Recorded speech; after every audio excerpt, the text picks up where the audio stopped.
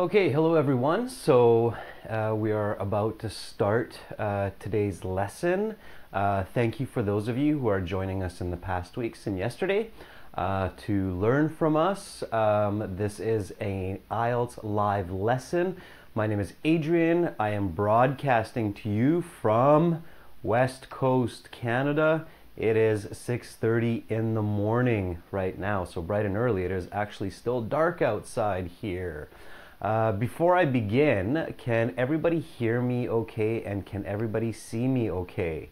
If someone can just let me know in the comments if you can see me okay. Yep, okay. That's great, and the sound is good too. Fantastic. Again, streaming is new technology on the internet, so if it becomes slow, don't panic. It usually speeds up again, so just be patient. Make sure you don't have too many other internet functions open on your computer. And please use speakers if you can. Again, we are getting better and better equipment all the time. We are upgrading. If you like these lessons, please do use Super Chat, sponsor us. Also, make sure to check us out at aehelp.com for academic IELTS and www.gieltshelp.com for general IELTS. Those are both our websites. They have lots of practice exams, videos, and a full interactive course to help you pass your IELTS.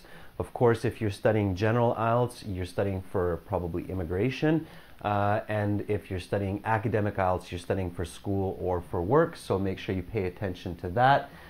Today, we can still use the coupon LIVE20, L-I-V-E 20, for a 20% discount from our full course. It's cheap anyway, but the discount makes it even cheaper. So, hello everyone around the world. The sound is mono right now, Paul, so you will only hear it from the left. Next week we're switching to a stereo system. So don't panic, yeah. It's a mono sound, so that's why you're only hearing me from one ear. We're switching to a stereo system next week. It's a wireless system, so it's tricky to set it up. All right, so again, we are talking about IELTS speaking. I'm going to introduce some new grammar today as well, and then we'll again talk a little bit about vocabulary. So first I'll introduce the grammar, then we'll apply it to vocabulary, and then we will apply it to IELTS speaking, okay? The speaking example that we're using today, again, is in your live stream. So make sure that you check your live stream so that you can see the lesson information. Okay, so let's begin talking a little bit about the grammar that you need for IELTS. Again, when you're learning IELTS, there are two ways to improve your score in the big picture. Of course, one way is to improve your language, so improve your English vocabulary, improve your English grammar. The second way is to improve your communication. In the last few weeks, I've been giving you lots of different strategies and topics on how to improve language and how to improve communication as well. So some key topics there, and if you missed those classes, don't worry, you can check those lessons on this YouTube channel. So go back, look at some of those lessons, catch up, and learn some important information. All right, so again, turn up your speakers. If you're having difficulty hearing, just crank up the speaker. It's in mono, okay? I can see that for some of you the sound is clear, for others it's not as good.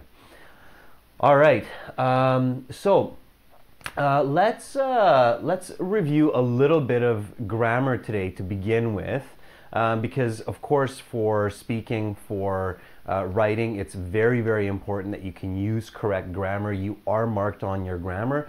If you make grammar mistakes, your band scores will go down. So you have to make sure that you actively learn and understand English grammar. So a quick question to everyone. What kind of grammar is mostly used on IELTS? So what do you think the grammar is that you use most on IELTS? What types of grammar? What's the most common, let me ask a different question. What's the most common tense? So what kind of a tense do you use most on IELTS? Past, present, or future? Okay, so somebody says present simple tense or present perfect tense. Yeah, okay, Bartek, that's a good answer. Pablo, that's a good answer. Yeah, the present tense, good. So you guys are thinking good. The present tense is the most common tense on IELTS, especially for speaking and for writing. Okay, so you are talking in the present, not in the past, not in the future, for the most part. Okay, let's say for about 50–60%. All right. So what is the most simple English sentence grammar? Does anybody know what the most basic full sentence is in English? What is the most common, most basic full sentence in English? How is it put together? What 3 parts does it have? It has 3 parts, the most basic sentence. Okay, so Hadil says, I go to school. That's a good example, sure. So we can start with that, Hadil. I go to school. Okay, so this is the most basic sentence in the English grammar structure. And Haliesis has the right explanation here. So you have the subject, it's what we're talking about. Okay. You have the verb, or what or who we're talking about. You have the verb here, and then you have the object. Okay, so you have subject, verb, object. Great, that's the most basic sentence. What does this sentence express? So when do we use this sentence? Why do we have this sentence? Okay, so why do we have this sentence? What does it tell? What is it used for? When is it used? What kind of information is it used for? And this is a very, very important question. Okay, Hadil, it's not continuously. It is the present. Okay, Barbaros, very good. You're saying it's a general situation that we do generally. Absolutely, yeah. So it's something that we do every day. It's a general truth, okay? So this type of grammar is a general truth.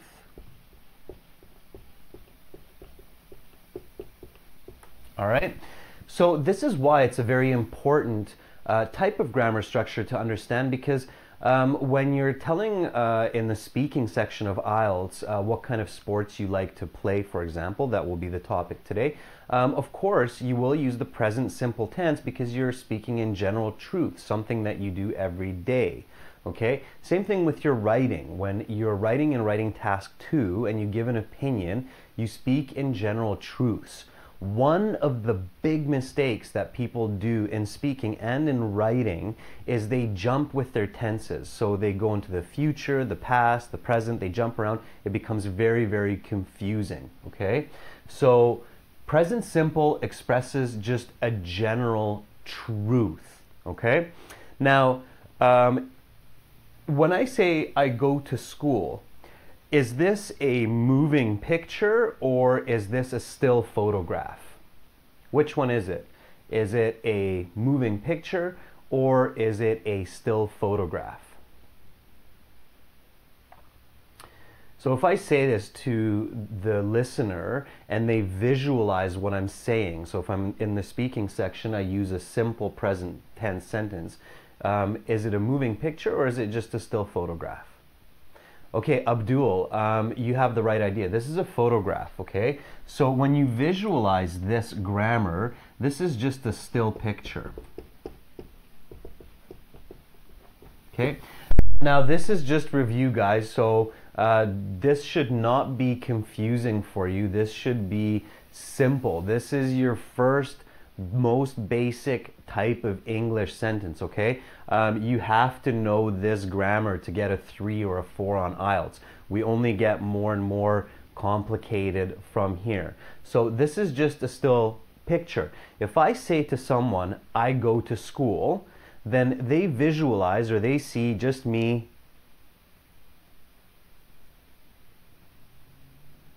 like this, going to school. Maybe they see a picture of a school in the background and they see me standing in one spot. It is not a moving picture. If I want to change this to a moving picture, like a video, what should I do? So if I want to change this to a moving picture, what do I do?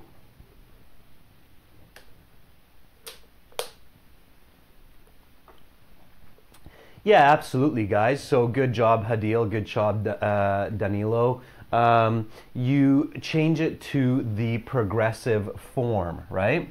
So if I want to change this to a moving picture, I change this to a progressive form. So I have to add am and I have to add ing. So I am going to school. Okay, so this is still present tense, so it's still happening now. Okay, because it's a moving picture, it's not just general, it's not just everyday, but it's actually happening now, and it becomes a continuous process. So the listener now actually sees me going to school. Okay, so they visualize the school, and instead of seeing a picture, they see a video. Of course, this happens naturally in our brain. We don't stop and think about this, but it naturally happens to our thoughts. So this is happening now, so it's now, and it is moving.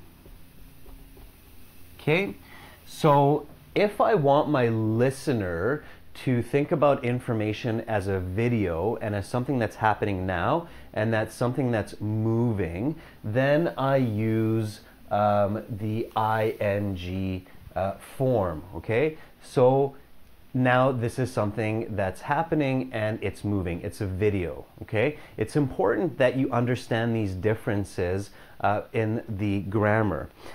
What kind of strategy am I using for communication when I'm teaching grammar here? So I'm telling you what the grammar is, right? So the grammar is subject, and then verb plus ing, okay, the verb be, and then the object. So this is the what the grammar is, okay? And the red here is the why we use it, okay? Example here is how we use it, okay? So when I explain to you as an English teacher, when I explain to you that it's subject plus be plus verb plus ing, I tell you what it is. It's present continuous, and then I tell you picture or image that I'm trying to explain to my listener. Give you this example. I'm how we use this. So what technique am I using to explain grammar to you right now? And this is a technique in communication that I explained is very, very important. So what kind of a technique am I using to explain English grammar to you? Okay, Hadil says analyzing. What kind of analysis am I using for grammar? Assad, very good, excellent. So maybe remembering that from a previous class, absolutely. So this is again using critical thinking, okay? one of my main goals when I'm teaching you is to teach you critical thinking in every part of your learning for IELTS. Because I know that when you learn critical thinking, paraphrasing, and visualization, those three key strategies for IELTS and for success, you're going to get a high band score, you're going to do IELTS more easily, comfortably, and you will succeed, okay? So critical thinking is what I'm using here. Of course, you also saw me talk about visualization, so the picture and the photograph, the moving picture. So when I'm explaining grammar to you, I'm using critical thinking. And remember, the three big questions for critical thinking are what, why, and how. So when you learn grammar, okay, when you learn English grammar, if you're learning English grammar from another teacher in school, from a book, make sure that you're using critical thinking and you're always asking what, why, and how, okay? Make sure that you're always asking what, why, and how when you're learning grammar. One of the big problems when students learn grammar is they learn what? So they learn the rules like subject, be, verb, ing, object. So they learn the rules. They learn examples like I am going to school, but they don't know why they use it. So they don't know why that grammar is used, right? So one of the big missing parts of learning English grammar for students is why? Why do you have this grammar? What's the point? What's the goal, okay?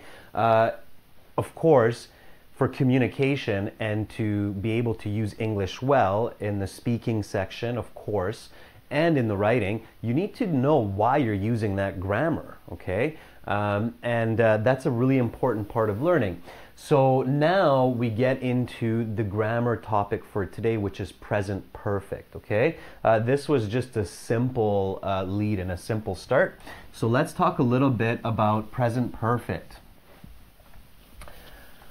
All right, can someone give me an example sentence using present perfect? And again, you can find all of these grammar lessons on our websites at aehelp.com for academic IELTS and gieltshelp.com for general IELTS. So there are lots of grammar lessons there too. Can someone give me a present perfect sentence? Okay. Rajat, I have a pen is not a present perfect. Tanvir is good. Adilet is good. Deepak, it's good. Okay, Pablo, it's good. I have studied English, or I have learned English is good, Lady Queen. Sure. So let's go with the example first here. So I have learnt English. Okay, so here, of course, we want to answer what first. So what is present perfect? Okay, so what are the rules of present perfect? What is present perfect? How do I make present perfect? So I have the subject,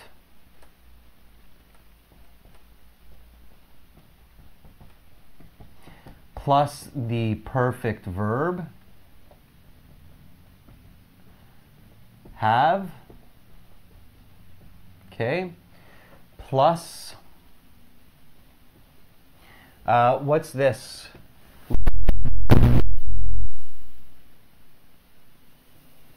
Past participle, or the, or the infinitive, past participle.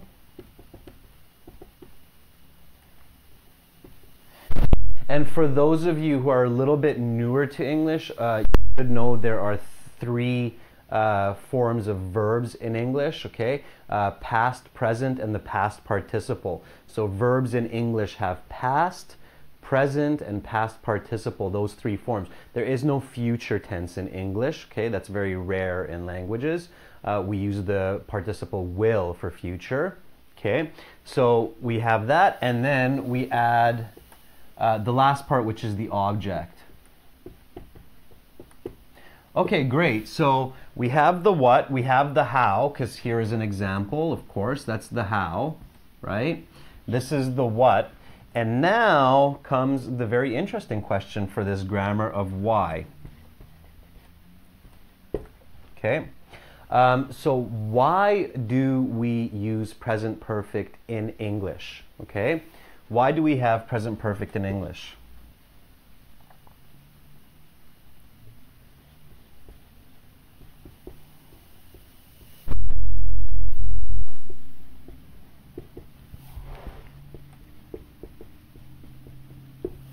So when do we use present perfect in English?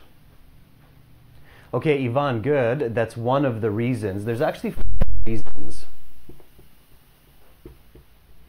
Okay, so there's 5 reasons for using present perfect in English. Solo Wolf says to indicate that something happened and still we can see the impact of it.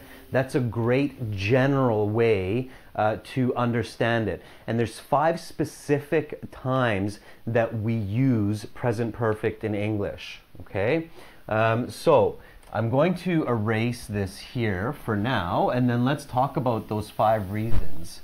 So, okay, let me just use the whole board here for this. So, present perfect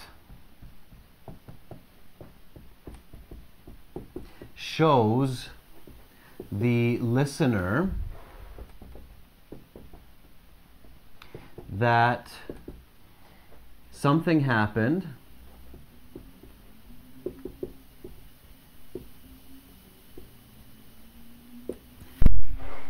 and it has an impact now and into, or potentially into, the future.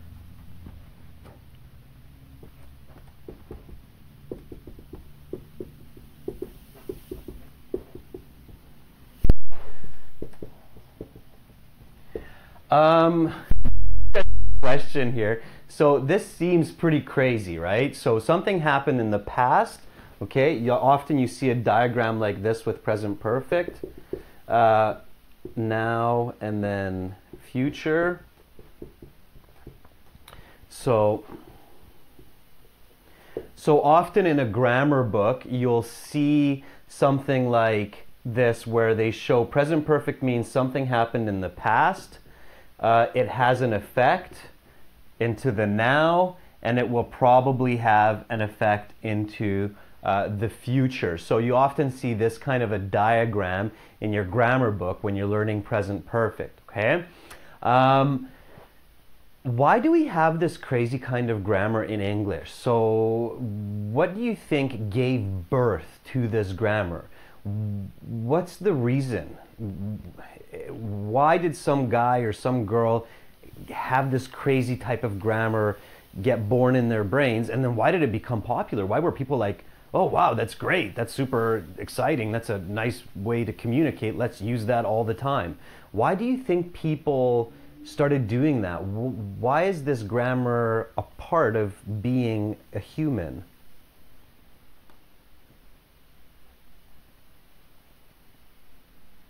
Okay, so Solo Wolf says to make our lives hard. No, actually, it's to make it easier.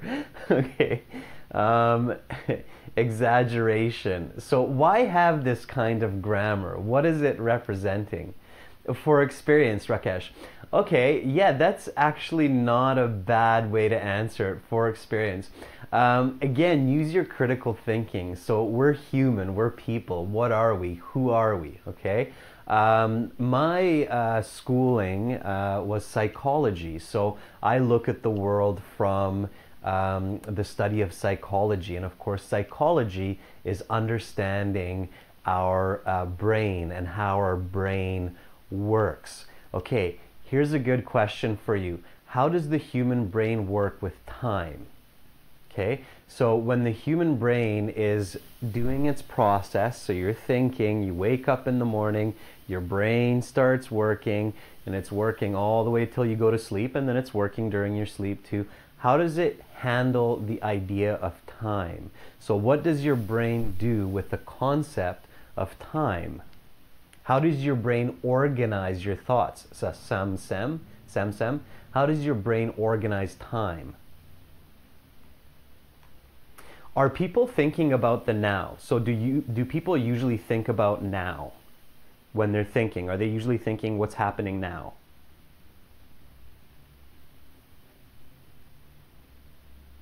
So this is an important question. When we're thinking, usually in our everyday moment, do we think about now, what's happening with me right now?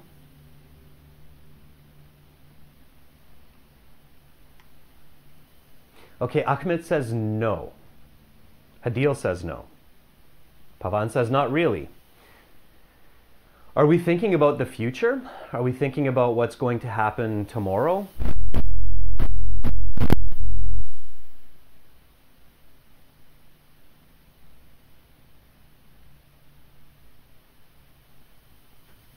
Okay, Rohit is starting to get a good idea here. He says both now and the future. Okay, yeah, absolutely. So the brain, and this is ironic, so this is an interesting thing about being human because we connect everything to time. We have calendars, we have our watch, we have time on our phones. So we're always connecting ideas and events to time.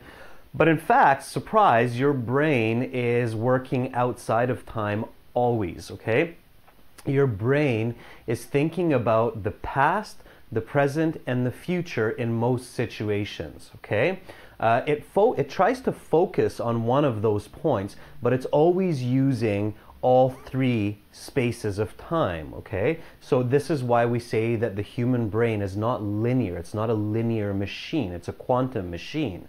Okay, the human brain thinks about past, present, and future all the time. Okay, I'll give you a good example for this. So let's say that you're running to work, you're rushing to work, and you get to a light that is about to turn red. Okay, you're at the street and you see that the light is flashing and it's going to turn red. What does your brain do? Okay, what do you think your brain does when you're rushing to work? So you're trying to get to work on time and you get to the street light and the street light is flashing, it's going to turn red. What is your brain doing right now?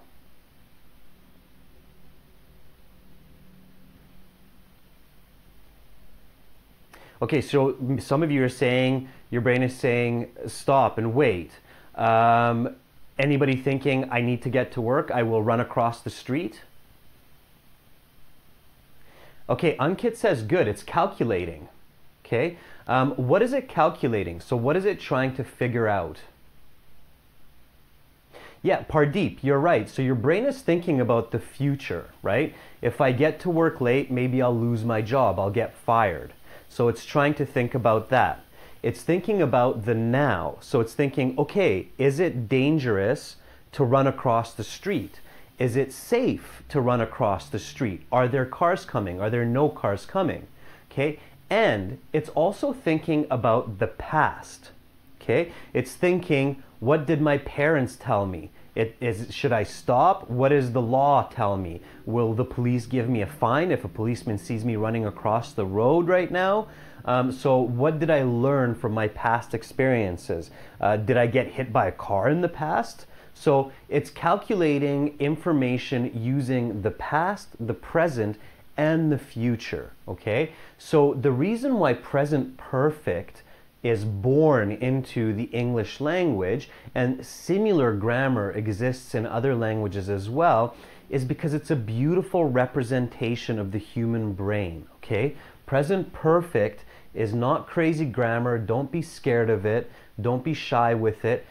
Present perfect is a very elegant type of grammar that is a mirror, a reflection of how our human brain works, using past, living in the now, and predicting or suggesting for the future. Okay, so the human brain works this way, present perfect grammar works this way. That's why it's so popular in the English language, and that's why you hear it so often, native speakers using it with their writing and with their speaking. Does that make sense? So does that make sense to everyone? Is that a clear explanation of why present perfect is a part of the English language?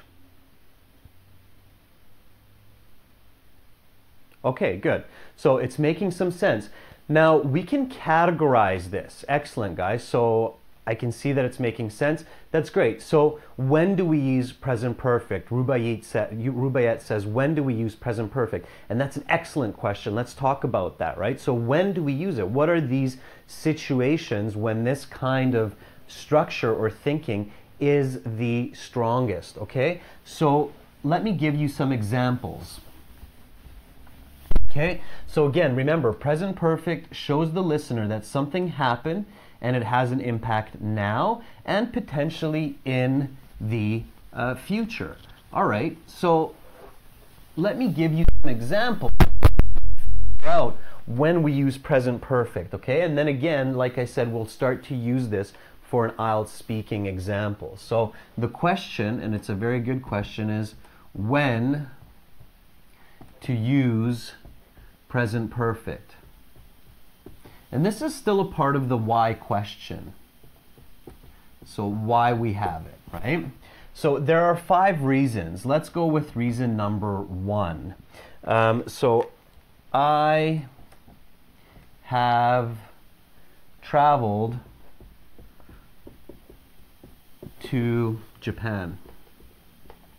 Okay, this is true. I was in Japan in 2000. Taught there for a year in English. I taught in 4 or 5 different countries since then. So here I have the sentence, I have traveled to Japan. And this is different from I went to Japan.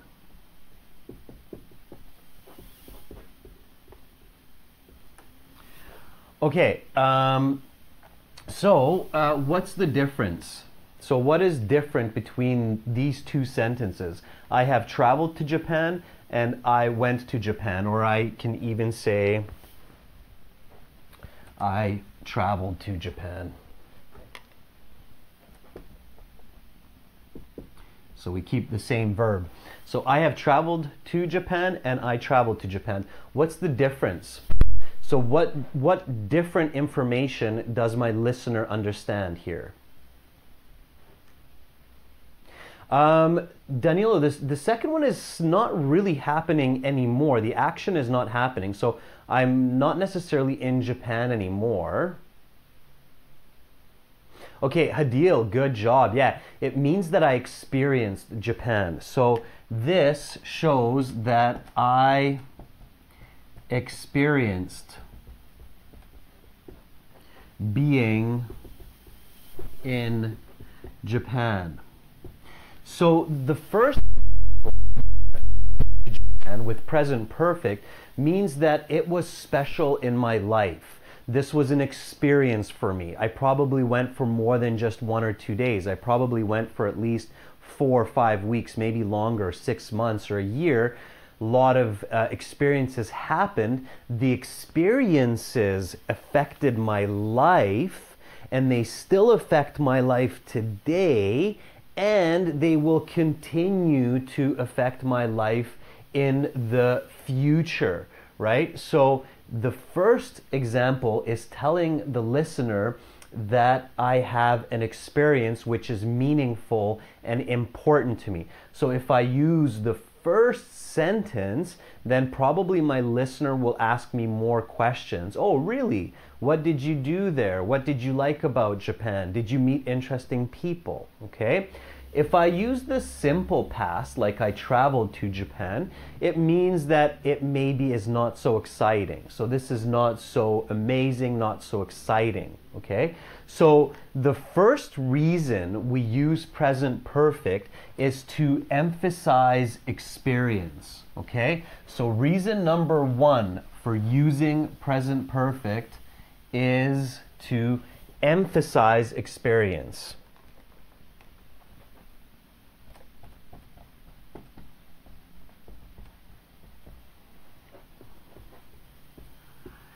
And for those of you who watched some of the last lessons here as well, remember that a big goal of modern communication is controlling your emphasis. So controlling the level of emphasis in your communication. Does anybody remember what else I said you can do to control emphasis? Emphasis, Pradeep, means how strongly you give information. So how much strength you give to a piece of information, or how weak you make information. So I told you in past lessons that there are other ways to emphasize information. What was a really important strategy that I gave you? Correlative conjunctions, Assad, very good. So not only did I go to Japan, but I also stayed there for 6 months. Correlative conjunction emphasizes my experience. Very good. So correlative conjunctions, this is just from last week's lesson. That's another way to control emphasis in the English language. So you can use conjunctions to control emphasis in the language as well. Good job, Assad. There was one other way. Did anybody say it? There's one other very important technique in language to control emphasis when you're speaking or when you're writing.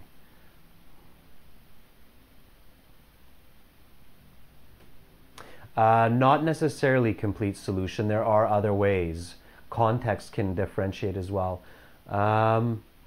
Quantitative information or quantitative communication can emphasize as well. So I have a lot of money. I have $10 million. Quantitative information can emphasize information. Very good. What's another way? So it's one of the main strategies, guys, one of the key strategies here. Key strategies that I'm teaching you are critical thinking, visualization, and what's the third one?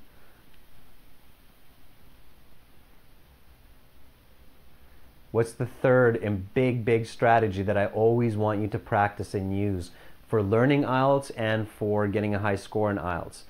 So this is always being reviewed in the lessons, right? If I say, leave the room, the house is on fire, the house is burning, you have to go, you must exit now because there's fire, flames everywhere. I'm paraphrasing, very good. Hike, Marina, Hadil, good job, paraphrasing. Paraphrasing is a very powerful tool to emphasize information. Of course, my voice too. If I go up with my voice, it's emphasis. So sound can also emphasize, and there are other ways as well. But again, controlling emphasis is very important. One way is by grammar. So paraphrasing, correlative conjunctions, and now I'm showing you present perfect as a way to emphasize specific kinds of information. So good, we have reason number one. When we're talking about experience, we're emphasizing experience. All right, let's see another example here. So Michael Phelps, for those of you who are into swimming, because the IELTS speaking topic today is sports. So Michael Phelps is a very famous American swimmer. Michael Phelps has won Olympic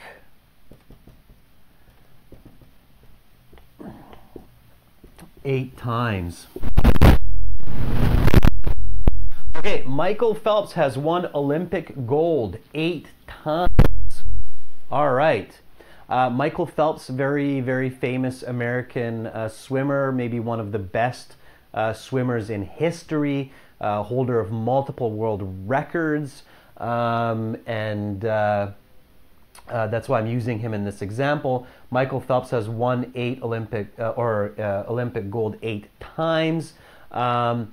I'm using present perfect, right? So I have has and won.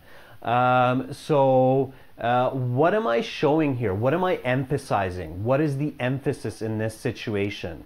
So what's my second reason here? So what am I emphasizing? Yeah, Helum, very good. Good job, Helum. Great for noticing that. It's the quantity emphasis. So I'm actually emphasizing this information here. Okay, 8 times. So that's what's being emphasized here. So I'm kind of combining the emphasis of quantitative with present perfect. So it's a very powerful emphasis here of quantitative communication. This kind of present perfect quantitative communication gets you high scores when you use it in your speaking and in your writing, because it's very strong communication. Okay, so Michael Phelps has won Olympic gold 8 times, is communicating what's called repetition over time. So repeating something over time. Okay, so the second reason to use present perfect in our everyday communication is when something is repeating over time. So repetition over time.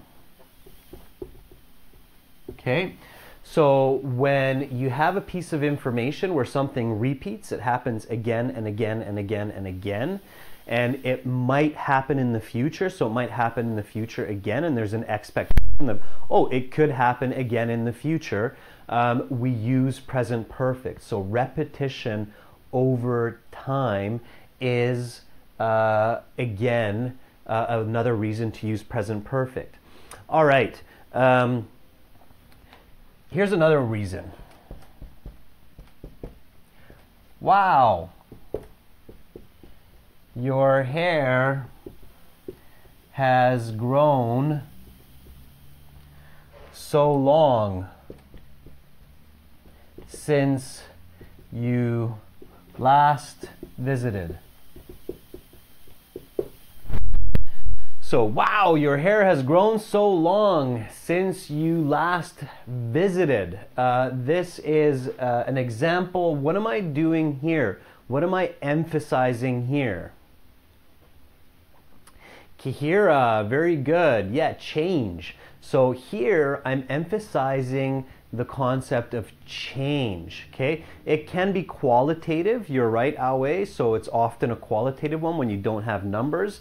And you're emphasizing change over time. So when something's changing over time, my city has become massive in the last decade.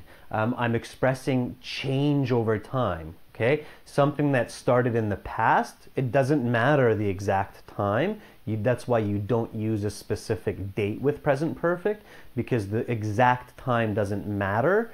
What's important is the change, okay? So here the verb grown or has grown, the change is what's really, really, really important, all right?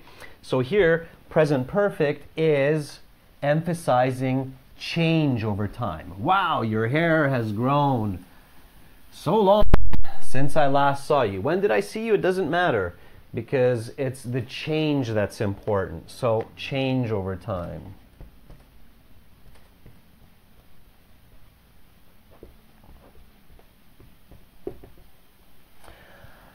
Okay, so present perfect, emphasizing experience, emphasizing repetition over time, emphasizing change over time.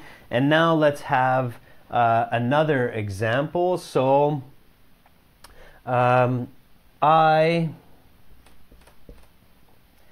have circumnavigated the world in a hot air balloon.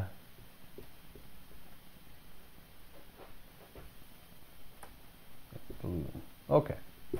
So I have circumnavigated the world in a hot air balloon.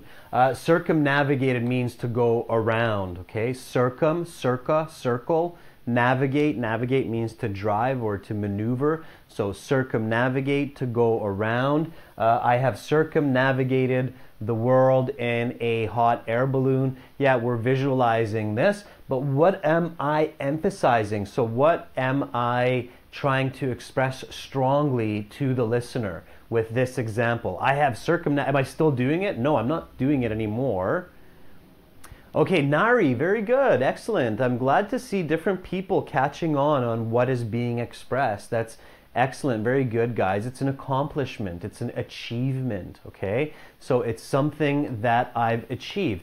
Is it still happening now? Is this achievement still happening now? Am I still going around the world? No, I'm not. So why am I using present perfect then? So if present perfect means it started in the past, it's current, and it's going into the future, why am I...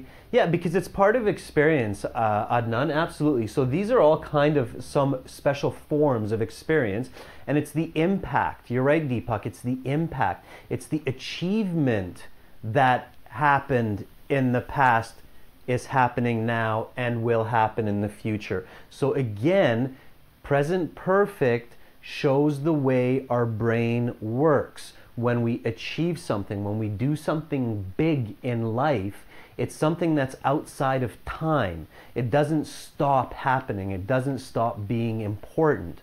So we use present perfect. So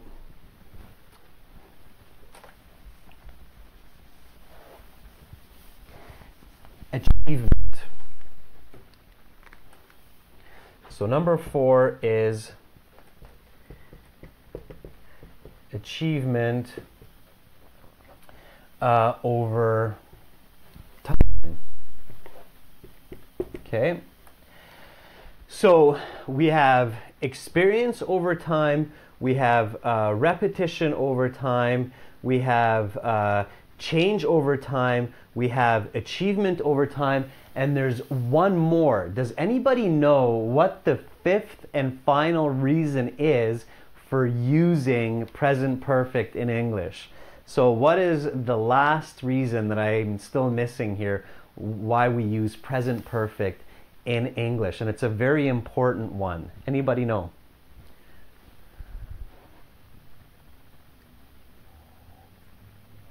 Success, Pardeep, is achievement.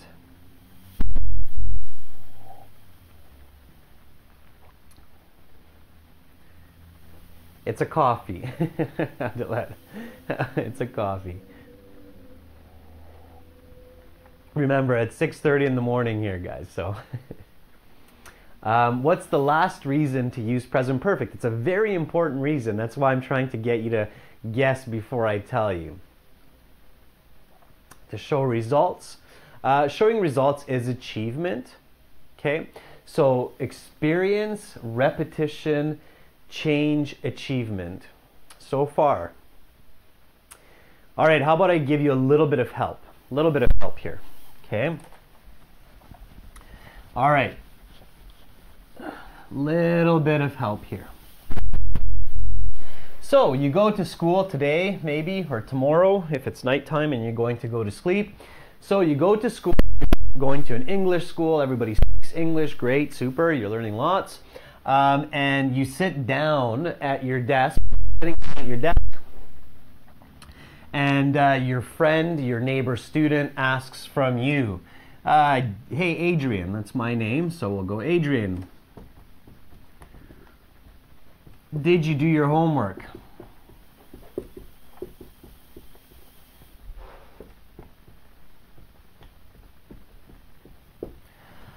So this is what the student asks.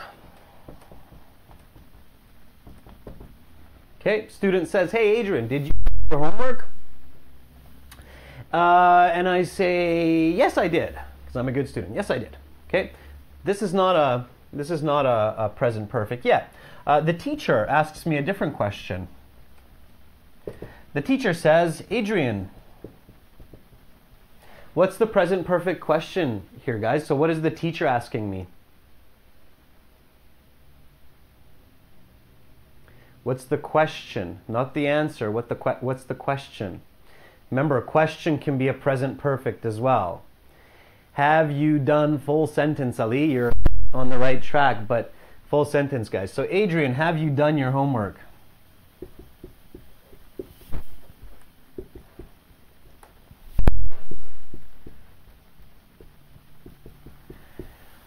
Okay, so yeah, you're right. The teacher's asking me, Adrian, have you done your homework or have you completed your homework? And this is true. This is usually how it works, okay? In most situations, the teacher will use present perfect. The student will use present simple. Why? Why is that? What's different? What's different between the teacher and the student? So what's different between my teacher and my fellow classmate? There's one word in English, guys, that I'm looking for here. I'm looking for one word.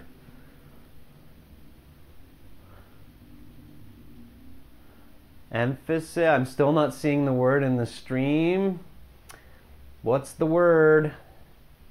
Okay, same thing. So I'm looking at your chat and I still don't see the word. The word starts with an E. It starts with the letter E. Same thing at home. Your sister says, hey, Adrian, did you do the dishes? And I say, oh, no, I didn't. My mom comes and my mom says, hey, Adrian, have you done the dishes? And there we go. Dong Hee. Very good. Very good, Dong Hee. It's expectation, guys. Expectation. Reason number 5 is to emphasize expectation.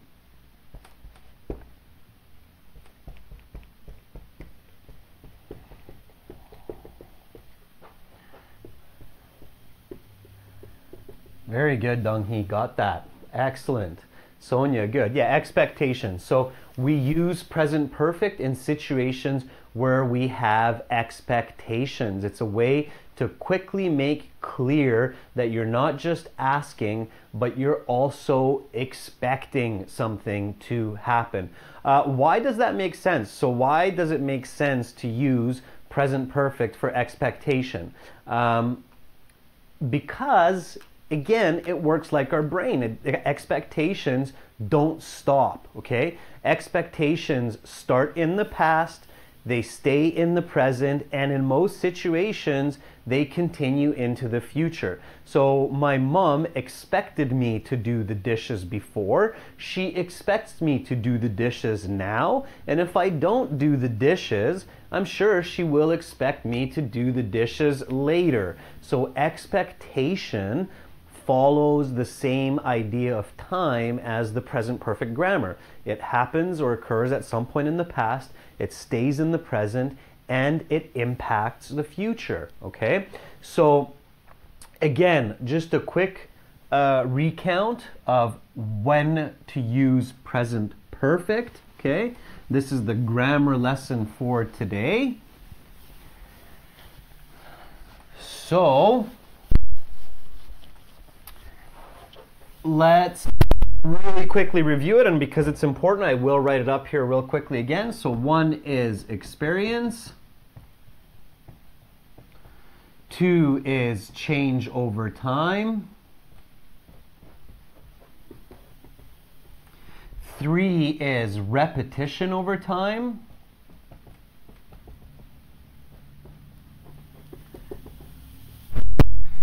4 is achievement or accomplishment. Those are synonyms. And 5 is expectation.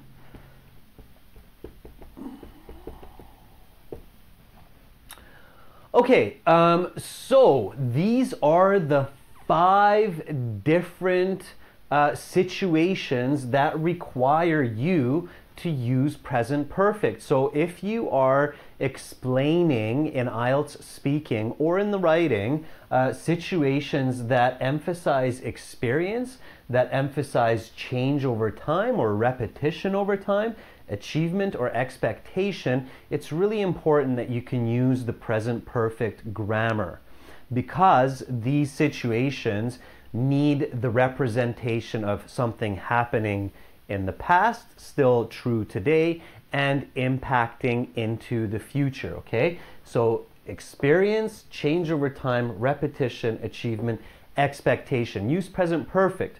Of course, the opposite or the negative is also true. So no experience, like I haven't been to Mexico, okay? Or nothing has changed in my city in the past 10 years. I haven't even played soccer once. I've never won a gold medal. I haven't done my homework. So the negative situations for these expectations, so negative expectation, negative achievement, is also true. So make sure that you use it in the negative, not just in the positive.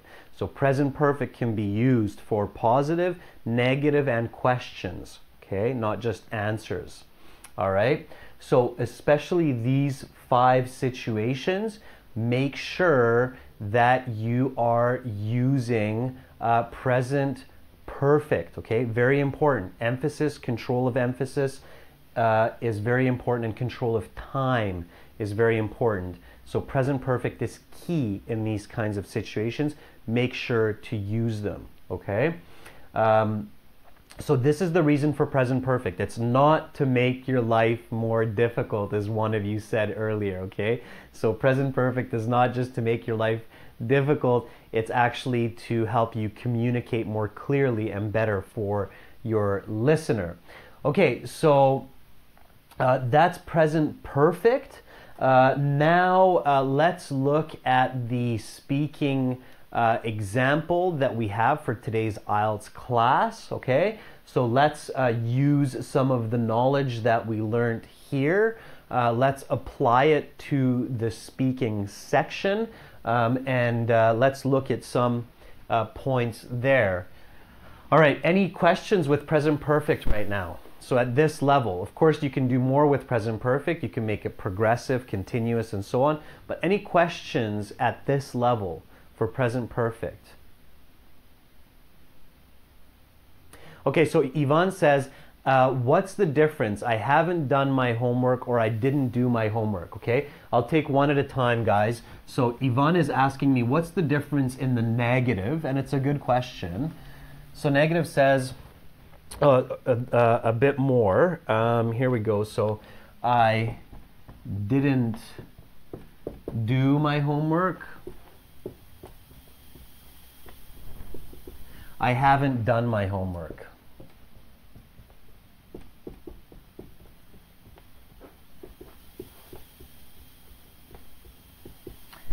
So if I say to my teacher, it's a good question, Yvonne. So if I say to my teacher, I haven't done my homework, what am I saying? What do you think I'm telling my teacher? If I say to my teacher, I haven't done my homework, what extra information am I expressing or showing to my teacher?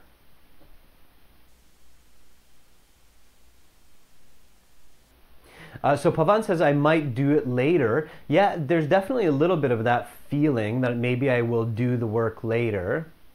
Yeah, so a few of you are getting that yeah, there's probably I will do my homework later if I use the second one. Here, I'm acknowledging expectation. So I show understanding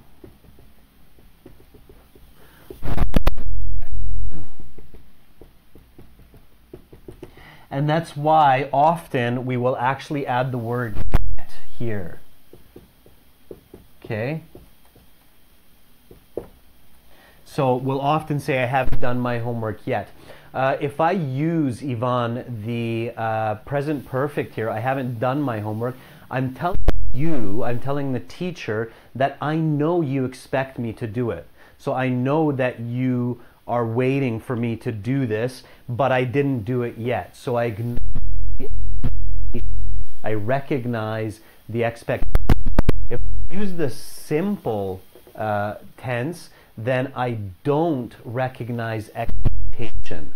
okay? If I go to a car mechanic, right, and I say, have you fixed my car? And the mechanic says, I haven't fixed your car yet. Then they say, okay, I realize that you expect me to fix your car, so probably I will do it, okay? So it shows that you recognize that there's an expectation. You recognize that it needs to be done. And that's why it's used a lot in business and in other situations, okay? Any other questions with present perfect before I get into the speaking? It was a good question.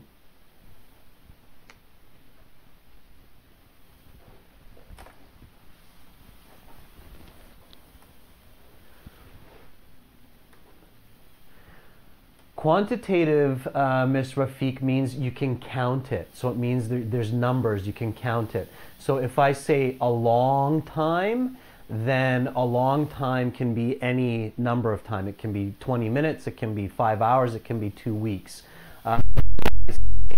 It's 2 weeks, then it's quantitative. So quantitative is information that we can count, okay? It's countable information. That's right.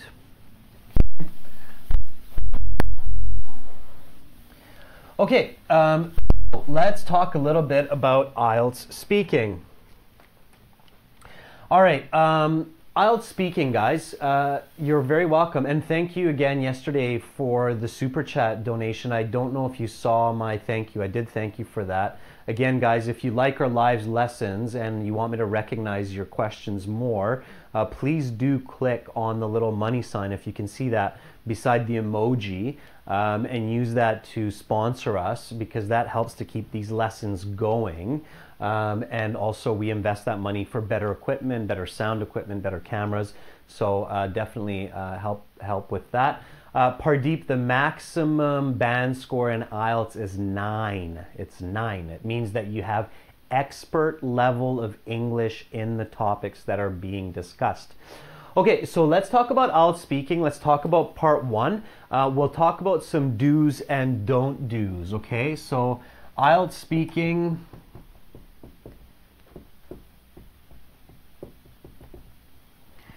Do and don't do.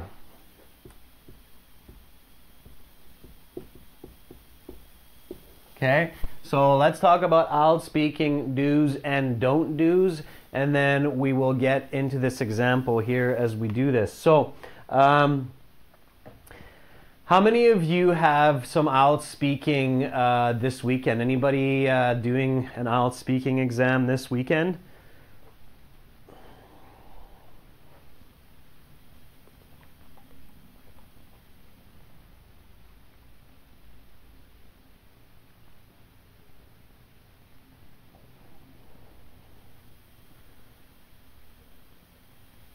Okay, good. It looks like a lot of you do. Anybody nervous? So anybody a little bit nervous about the IELTS speaking?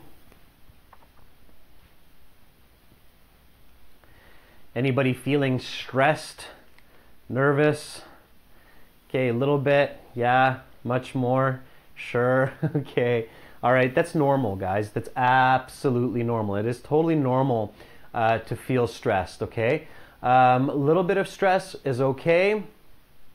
A lot of stress is not okay, okay? So little stress, it's good. It keeps you sharp.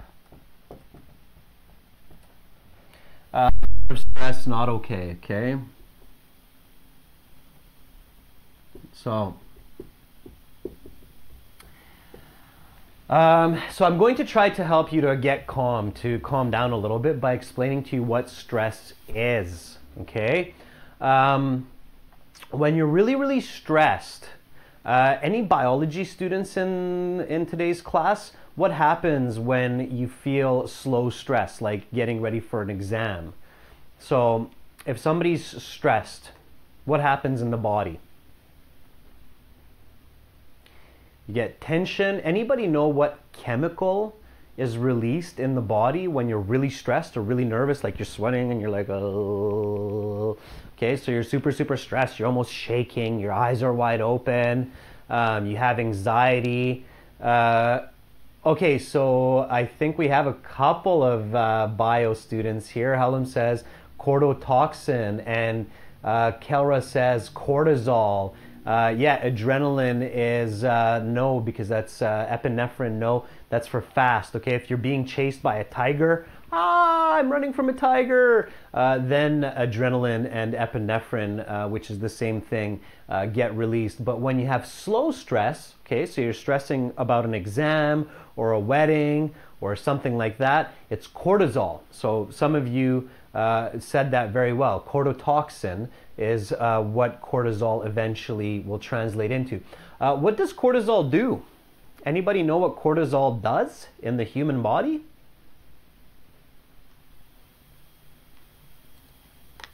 What does cortisol do in the body? So when you're stressing, what does cortisol do?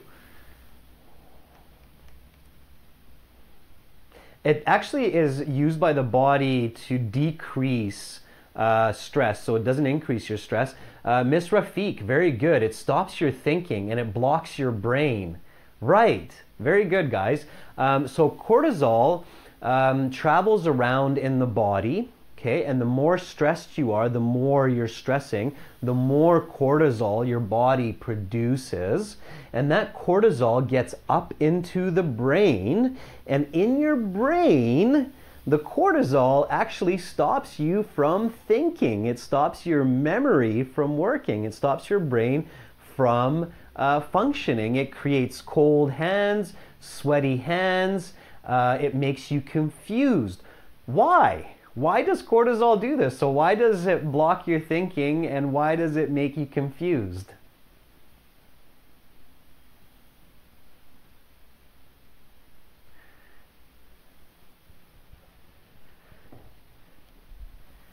It's not because it's a bad cell. So why why does it stop you from thinking? Why does cortisol stop you from thinking? Yeah, to calm you down. That's the irony of it, okay? So nature designed our body to have cortisol because when you're stressing, stress is bad for the human body, okay? Stress is very difficult for the human body, and of course, as we know, stress is the #1 killer for humans, okay? Stress kills more people than cigarettes, alcohol, car accidents combined, okay? So people who stress all the time usually live a very short life. So you don't want to stress. Stress releases cortisol in your body, and stress blocks your thinking. So the more you stress, the more difficult thinking becomes, okay? So a little bit of stress is okay. A little bit of stress just makes you more attentive, pay more attention.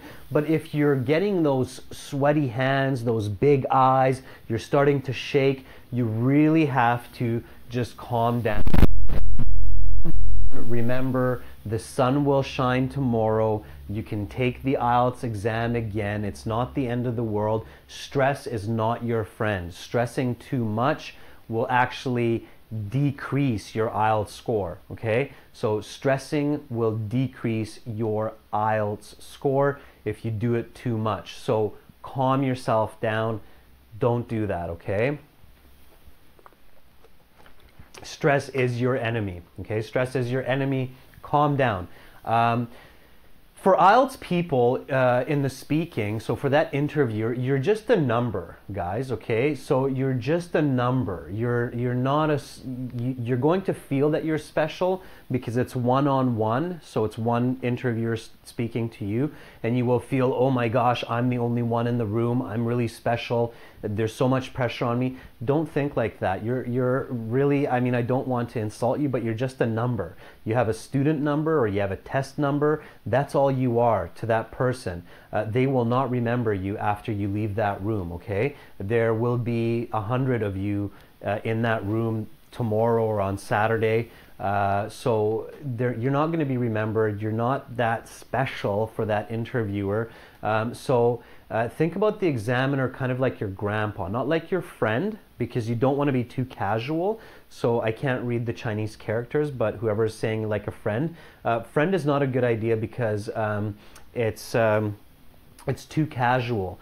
Think about the examiner like your grandpa. He cares about you. He loves you no matter what you do, or she loves you no matter what you do, if it's your grandma.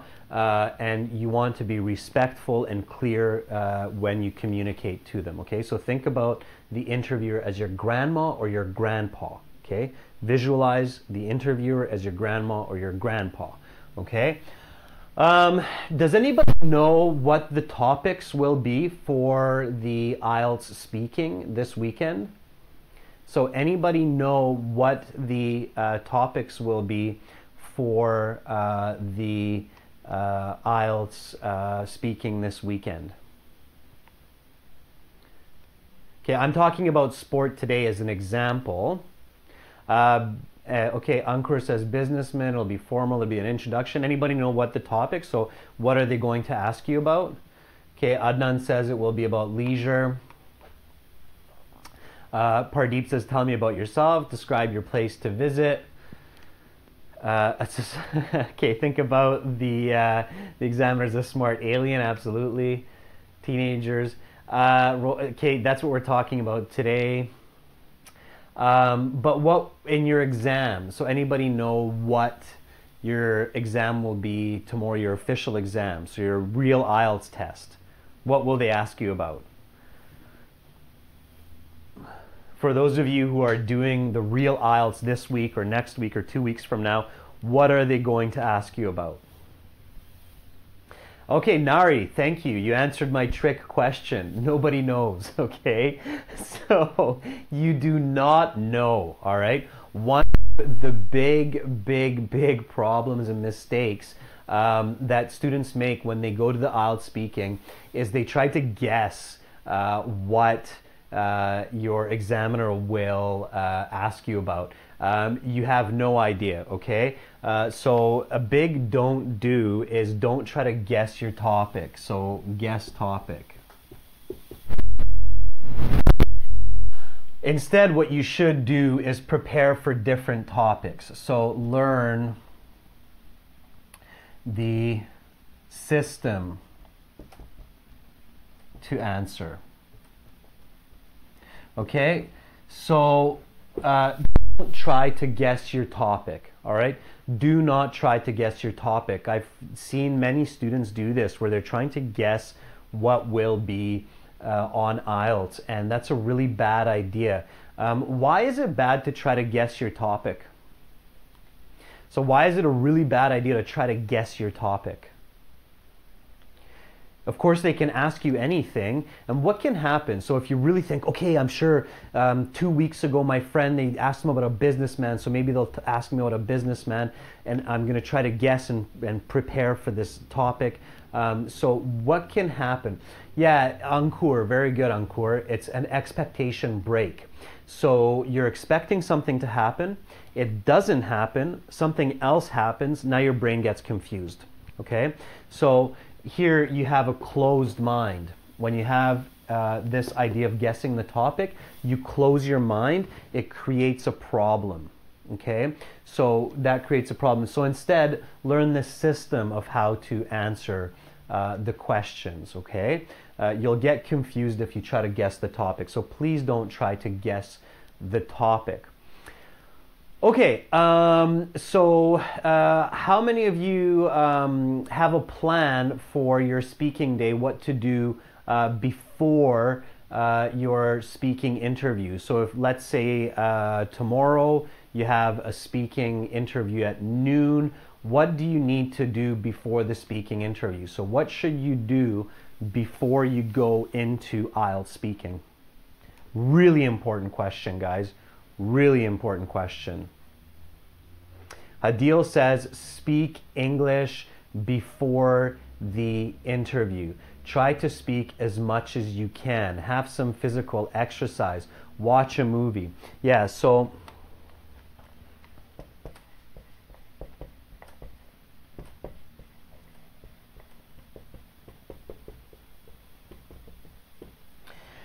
okay, so speak English before the interview. It's super important, okay? The brain is a very powerful machine, but it's still very difficult to switch effectively and quickly between two languages. So you have to speak English before your speaking interview. I promise you that if you speak English for 30 minutes or 1 hour before your speaking interview, your band score will be higher. Your brain will use English better. It will think in English, so it will be higher. What do you need to do to make sure that you can speak English before the interview? So how can you guarantee that you can speak English before the interview? How can you guarantee that you will speak some English before the interview? What can you do? Talk to your parents in English? Think about Adrian? Sure, thanks Dinesh. Keep it simple, guys. So what should I do? Okay, I have a IELTS speaking interview next week on Saturday. I know that my interview will be around 1 o'clock. What should I do right now? What should I do? Talk with your friends. Talk with a friend in English. Yeah, and those are all good suggestions. And actually schedule if you can, a conversation with your friend or with someone else who is taking the IELTS exam, okay? So schedule a meeting before the interview. Okay? This is a very important tip that I'm giving you right now. So usually you should know about your IELTS speaking interview at least 1 week before you have to go do it. You should know what day and what time it is. So contact one of your friends who speaks English. Contact one of your classmates. Pay a private teacher and sit down for a half an hour, 45 minutes before your IELTS speaking. Sit down with them for a coffee and just have a conversation with them in English, okay? Right now there are about 200 of you watching this live lesson, and I think a lot of you are going to take the IELTS exam soon. So contact each other, okay? Exchange your WhatsApp numbers or your Skype ideas and schedule a Skype meeting with each other for 30 minutes or 45 minutes before your speaking interview and talk about anything. Talk about what you did during the week, talk about your hobbies, talk about music you like, talk about sports that you like, talk about any kinds of topics, but make sure that you do this. I promise you that if your IELTS score is a 5, if you don't do this, your score will go up to a 6, okay? So this one strategy can easily get you an extra full band score. So if you're a 6 without speaking English before your speaking interview, you can go to a 7, okay? If you're a 5, you can go to a 6. So contact each other, schedule a time on the day of your speaking interview and speak for half an hour, okay? Don't just use your own language, okay? So do not speak in your own language only on that day.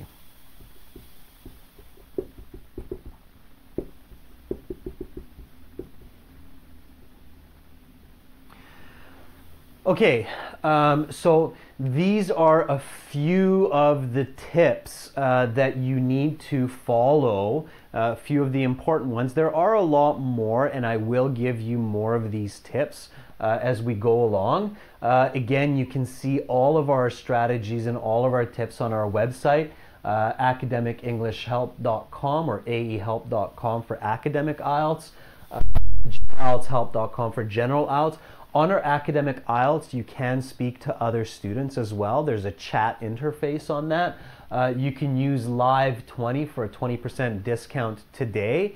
Now let's look at some of the questions for the IELTS speaking. So let's look at some examples here.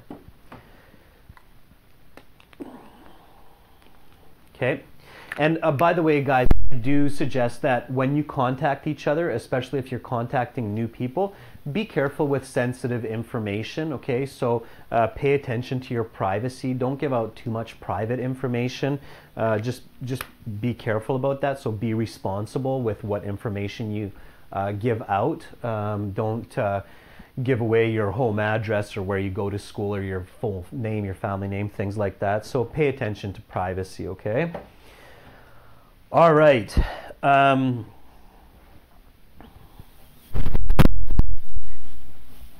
Any questions before I start into the exam? Any questions about do's and don't do's? So anything that you're curious about what you should do and should not do for speaking? Definitely don't be off topic when you're doing your speaking. Yeah, that's a quick way to lose marks. If you go off topic in your speaking, the examiners don't know if you just trained for some specific answers and that's why you're using those, so they can't give you a high mark. Yes, you can lie, Awe, absolutely. Use your imagination. Okay, how to expand your ideas, Amy? That's a great question. Can anybody answer that for Amy? How can I expand my ideas when I'm speaking? What can I use to expand ideas? Take time to think is a very good piece of advice. Shilpa, you don't have to speak quickly. Use examples. Yeah, so giving examples is an excellent way to expand your ideas. How can I think of examples? So what kind of thinking do I need to use to be able to expand my ideas?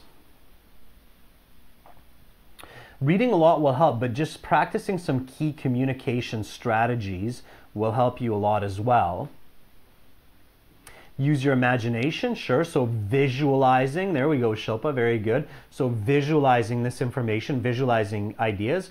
Kamal says asking why and how, and then we have Hussein explaining those questions, critical thinking. Absolutely, so use critical thinking about the topic, okay? So today we're looking at sports. So part 1 here is about sports, okay? And many times students say, okay, well, what if I don't play sports? Well, then you need to imagine that you play sports, okay? Please don't just say, I don't play sports, and then that's your answer, because that's not going to help you get some high marks, okay? So stay with the topic. You can see these questions in the stream description, okay? So if you look at the stream description, you can see these questions. Again, make sure that you do ask questions here. Sponsor us with Super Chat. It's beside your emoji button so I can see it more clearly.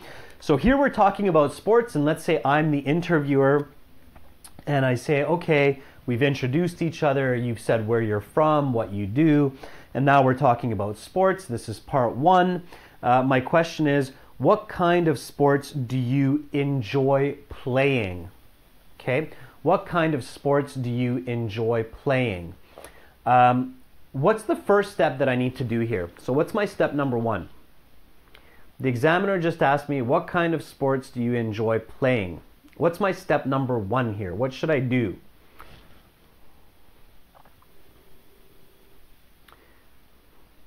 Cycling is not a good answer, Deviri. Why?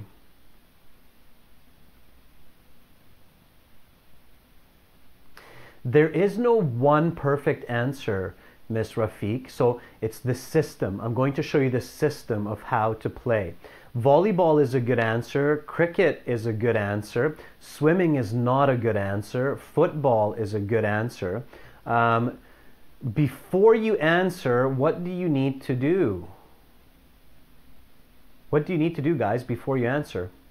You're all giving me lots of great answers. Tennis is okay. Basketball is okay. Boxing is not okay. Okay, Shilpa, thank you. think, guys. Stop giving answers. Stop giving answers. Okay, stop giving answers.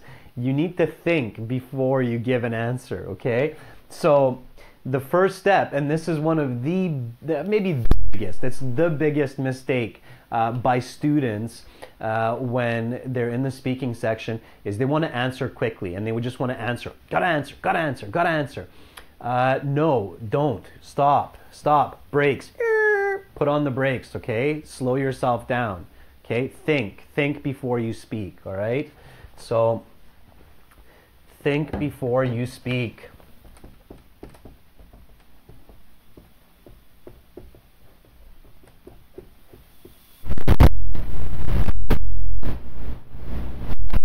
Okay, this is a saying that's true in every culture, in every country. Parents say it, teachers say it, friends say it. Think before you speak, okay? Think before you speak. A lot of students believe that in IELTS speaking, you have to be quick to get a high mark. It's not true, okay? Fluency doesn't mean that you're speaking quickly. Fluency means that you're speaking continuously and clearly, okay? Fluency is continuous, clear speech that I can do very, very slowly, like I'm doing right now. I speak to you sometimes very fast, but as you can see, it's possible to speak fluently and slowly, okay? So slow, thoughtful speech is more effective than speaking quickly with incorrect information, all right? So speaking slowly, continuously, and clearly is a better way to get a high score. So think before you speak, okay? The question is, what kind of sport do you enjoy playing? What's the topic? What's the topic of this question? So what kind of sports do you enjoy playing? What kind of sports do you enjoy? Okay, sports, good. So topic here is sports.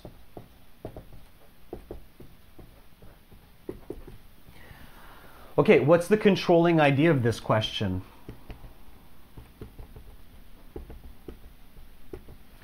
So what's the controlling idea? What's the idea that controls the topic of sports? What's the controlling idea of the topic of sports in this question? 2 words from the question. You just take 2 words from the question. Playing is one part. What's the other part? Enjoy playing. That's right. Okay?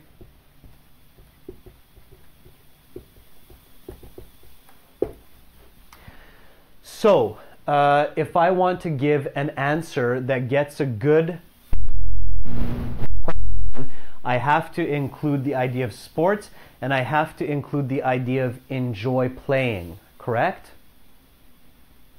So to get a high mark for answering this question, I have to give the topic sports. I have to show that I correctly understand the topic and that I correctly understand the controlling idea. Yeah, it's correct, okay? That I need to have that, okay? So it needs to be enjoy playing. So why is boxing not a good example? Somebody says boxing. Why is boxing not good? So somebody said boxing. Why is boxing not good?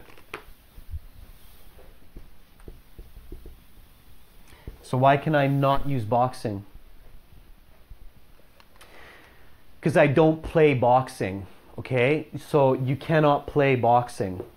You do boxing. Boxing is a sport that you do. You don't play boxing. So the verb play does not work for boxing. So if I say I enjoy playing boxing, that's wrong English, okay? Play is usually used for team sports like soccer, volleyball, and tennis is one where it's not a team sport, but you play tennis, okay? So boxing is not played, it's done, okay? Swimming is not played, swimming is done. Play is a game, okay? A game usually has a ball and some different kinds of rules, okay? Basketball, tennis, volleyball, they all have a ball and some kinds of rules, so that's why we play them, okay? We don't play swimming, we don't play boxing, we play golf. Golf has a ball, it has some rules, so we play golf, okay? Badminton is the same. We have a birdie, so that's the same idea as a ball, so we play badminton, okay? Cricket, we play.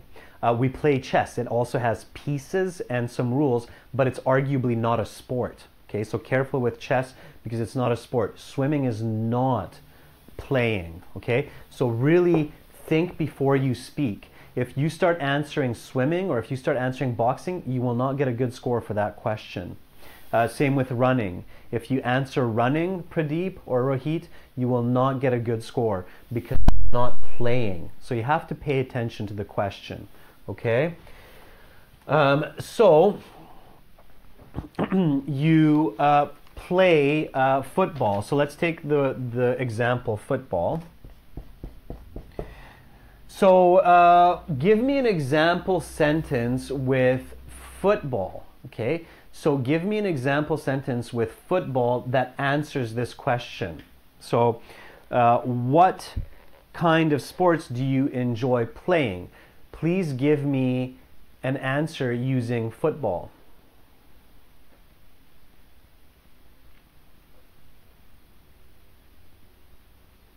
Computer games, no, it's sports, guys. Sports. The topic is sports. It has to be a sport.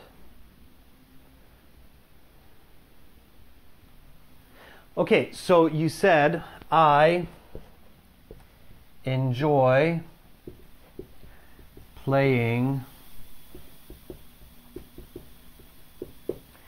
football.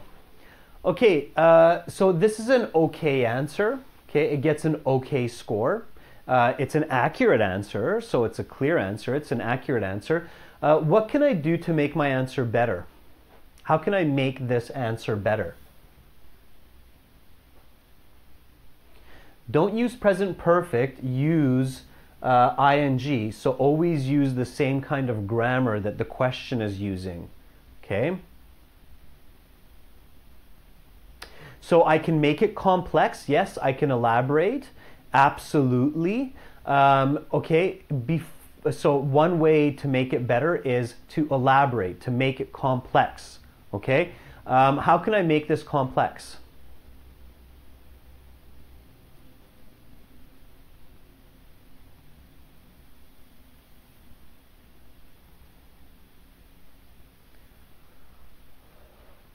Explain why you enjoy it. Thank you, Awe.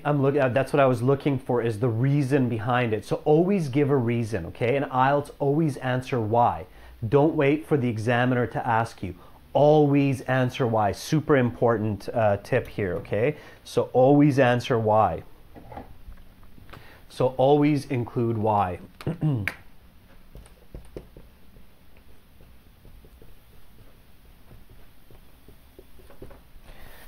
Okay, so I enjoy playing because it makes many new friends. Okay, I enjoy playing football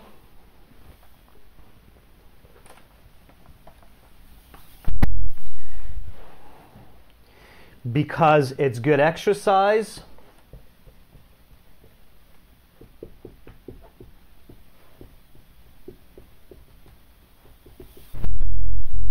and I make new friends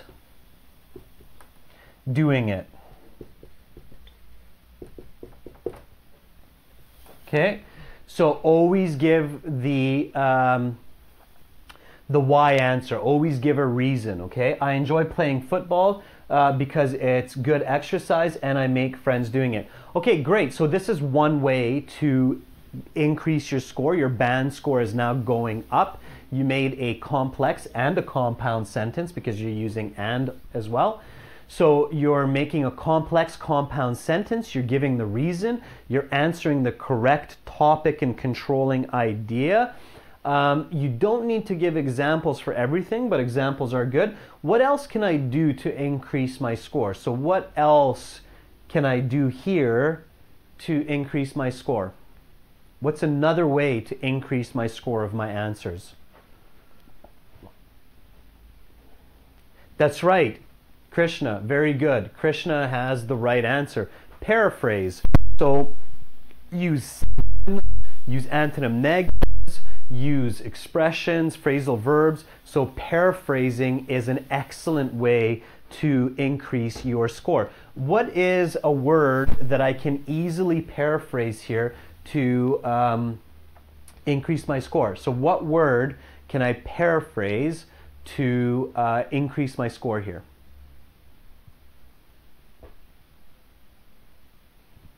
Enjoy, very good. Okay, hike, good job. Excellent answer, hike. Enjoy is one of the easiest words here to paraphrase. So instead of repeating the same word as the question, enjoy, what can I say? Love, sure, dang hee, very good. Okay, so love. Okay, so I love playing football because it's good exercise and I make new friends doing it. Now you're on your way to a high IELTS band score for your speaking section. All right, let me just review these important notes with you, and then we will go over the other questions a little bit faster so you can see more examples for this using these strategies, okay? So when you answer,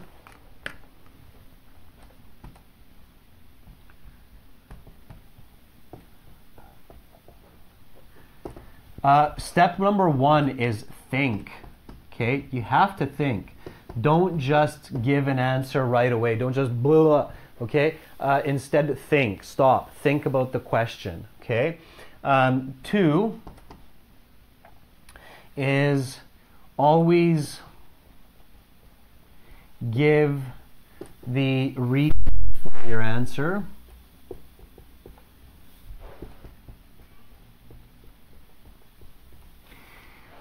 Three is paraphrase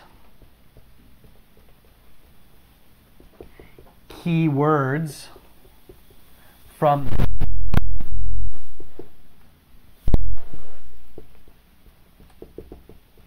and 4 is reflect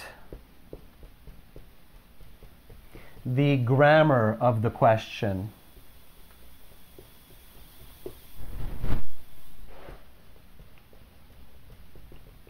Okay, so number 4 we didn't talk about too much yet, but if the question is present continuous, your answer should be present continuous.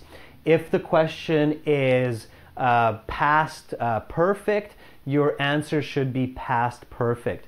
If the question is using future participle will, your answer should include the future participle will. If it's a conditional, your answer should also be a conditional, okay? So make sure that you think about the question before you answer it, okay? You don't have to answer quickly. It's okay to think for 2-3 seconds. Don't worry about it. 1 1,000, 2 1,000, 3 1,000. Now I give my answer. So think before you answer. Always give the reason. I like it because. I do this because. Since this, I do that. Okay, so always give your reason. Paraphrase keywords. Do you enjoy? Yes, I love it. Yes, I like it. Okay, so always paraphrase keywords from the question and make sure to reflect the grammar of the question. If the question is present perfect, you have to answer in present perfect. If you don't answer present perfect for a present perfect question, your IELTS mark will go down, okay? So you need to do that. All right, so let's look at some more of these questions and actually give answers with these parts in it, okay? So let's look at some more here and then give some answers. Right. So again, you can see the questions in the stream. The questions are coming from our websites, ahelp.com for academic IELTS, glshelp.com for general IELTS. So we have a book there with 6 full practice exams. Thank you, Ankit, for that help. I appreciate it. Again, Super Chat is awesome, guys. We appreciate sponsorship like Ankit just did. You're very welcome, Ankit. It's a pleasure helping you, and I'm glad that you're helping to support us. I really do appreciate that, and all the people I work with appreciate these kinds of donations, so thank you so much. All right, guys, so here we go. Let's look at some of these other questions. So what are some sports you have never played? Why? Okay, so what are some sports that you have never played and why? So here we're thinking about the questions. The topic is still the same. It's sports. What's the controlling idea? So you can see the question in the stream. So what are some sports you have never played? Why? You're very welcome, Ahmed. Okay, the controlling idea is never played. Very good, Hadil. So never played. Good. So controlling idea is never played. So I'm going to go a little faster here now, guys, because we're just on to examples. So never played. That's the controlling idea. All right. I'm just going to call the controlling idea CI to make it faster. Okay, what's the grammar?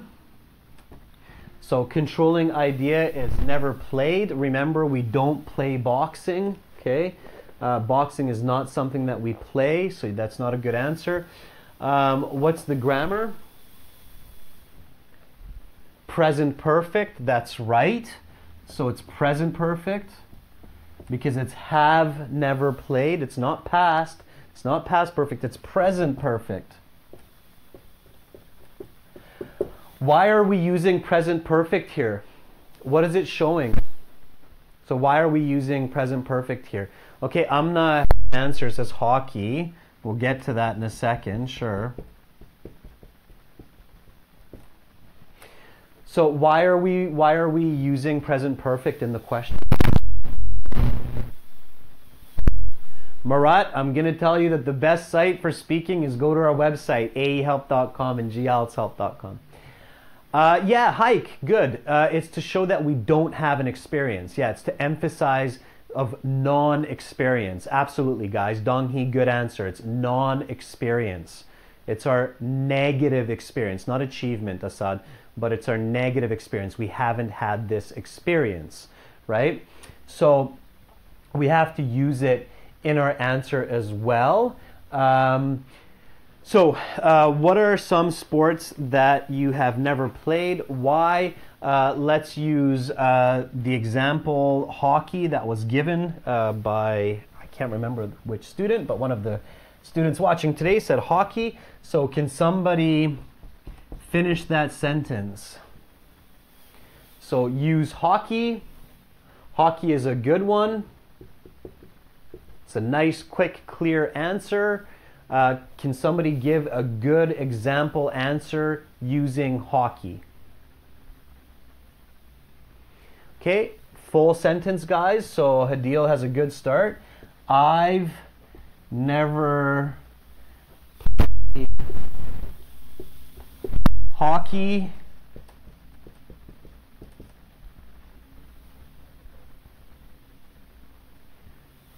Because I've never learned it is not a strong answer.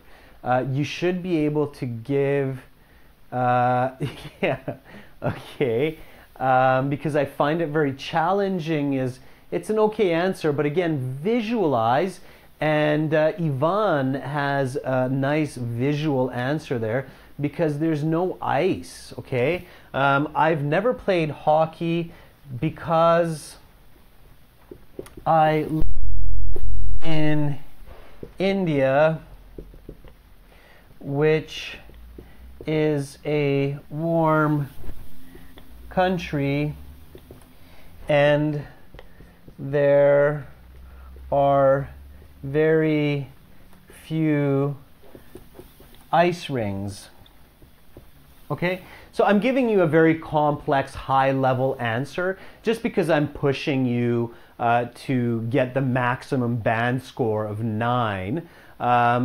So here, and again, it doesn't have to be real, guys. So maybe hockey is very popular in India, and maybe there are a lot of ice rinks. But again, you can just make it up. As long as the answer is good, it's okay.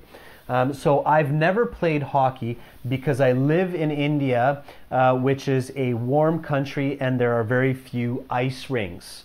Okay, so this would be a very effective, high-level, clear, visual answer with good critical thinking. All right, what is this? So instead of writing I have, I said I've. Rink. Yes. Thank you for that correction. Ice rink. Yes, I corrected the ice rink. Good eye, guys. So I've never played hockey because I live in India, which is a warm country, and there are very few ice rinks. What is this here? So this part of the sentence here, what did I do? It's informal, and what am I? No, it's a rink. That was a good correction. So it's short form. Does anybody know what that's? It's called a contraction. Good job, Assad. So it's a contraction. Okay, so this is a contraction. Okay, and because we use present perfect so much in English, we often use a contraction. Here's an important question. Is it a good idea to use contractions in your speaking? Is it a good idea to use contraction in your speaking? Hadil says yes, Evan says no, Ms. Rafiq says yes, Akram says yes, Pablo says no. So you guys obviously have some mixed information here. Yes, it is, okay? As long as you're doing a good job. So contractions are a good idea. Does anybody know why in the speaking it's good to use contractions? It is good to use contractions, guys, girls. It's a good idea. Not in writing. Do not use contractions in writing. Only use contractions in your speaking. Dives has the answer because it sounds natural, okay? Natural English speech uses contractions. You do get a mark for how natural your speaking is. So the more natural your speaking is in the speaking section, the higher your mark. Contractions are natural, so if you can use them, please use them, okay? Contractions in speaking, yes. Contractions in writing, no, okay? General IELTS Task 1, you might use contractions, but it's just best not to use them in writing, okay? So don't use them in writing because it's too informal and you make mistakes easily, but use them in your speaking, okay? So use contractions in speaking, not in writing, okay? So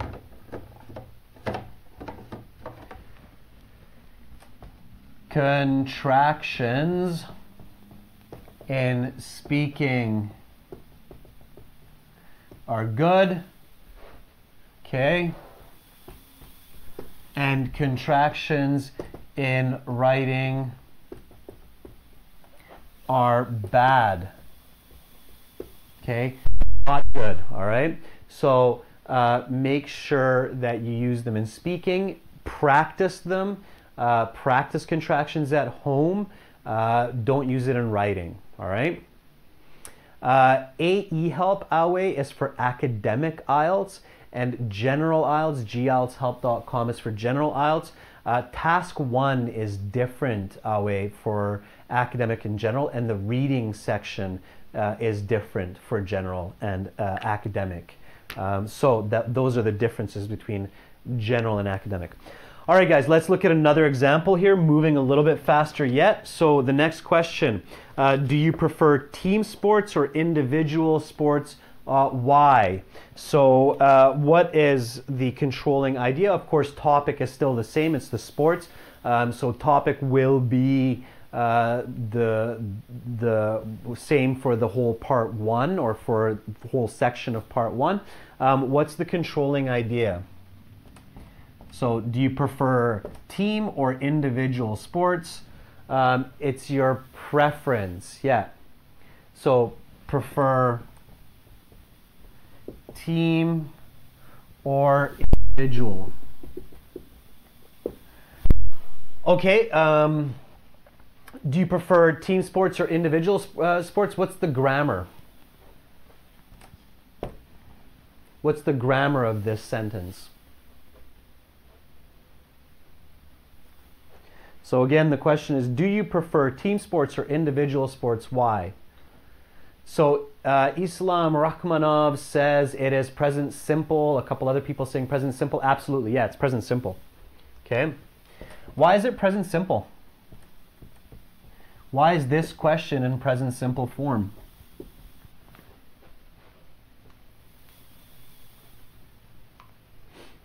Well, task one is usually an easier section, so you get the present simple more in part one of speaking. So part one speaking, more present simple because it's an easier part, but it's because it's general. Yeah, that's right, Hadil and Erkan. Yeah, it's a general idea. It's generally asking you what is your preference, okay? What you prefer is a very general type of idea or question. So can somebody give me an example answer? So can somebody give me an answer to this?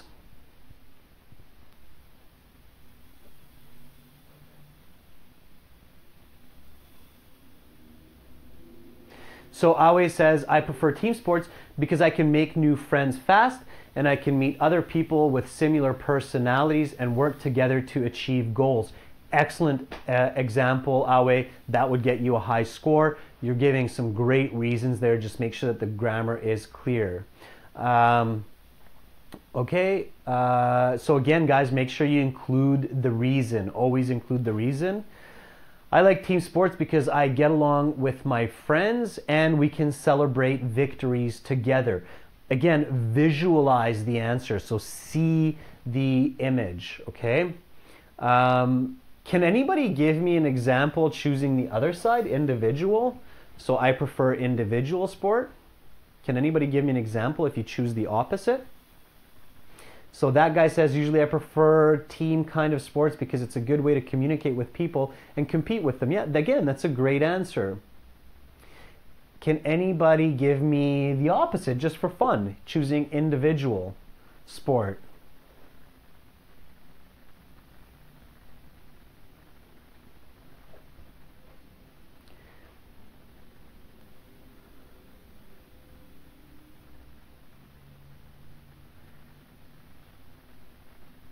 So Awe says the money if I play on my own is bigger than if I play on a team, maybe, like as in golf, for example. Pavan says I prefer playing individually because there won't be any distractions. Ms. Rafiq says yes, I prefer individual sport because it shows my unique strength. Yeah, and remember, always full sentence, so never forget the first half. So I prefer individual sport. If I want to paraphrase individual, how can I do that? So how can I paraphrase individual? I prefer to play single. What's another way to say it, guys? What's another, I prefer to play on my own. I prefer to play alone is okay. There's an even better synonym. It starts with an S. There you go, Mohammed. Solo. I prefer to play solo because I'm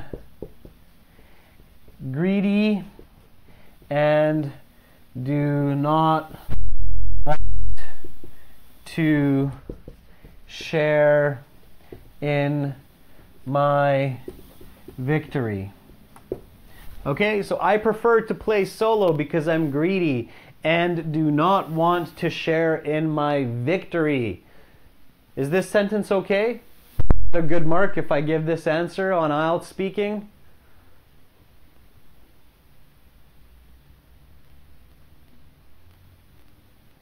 Did I get a good mark if I say this?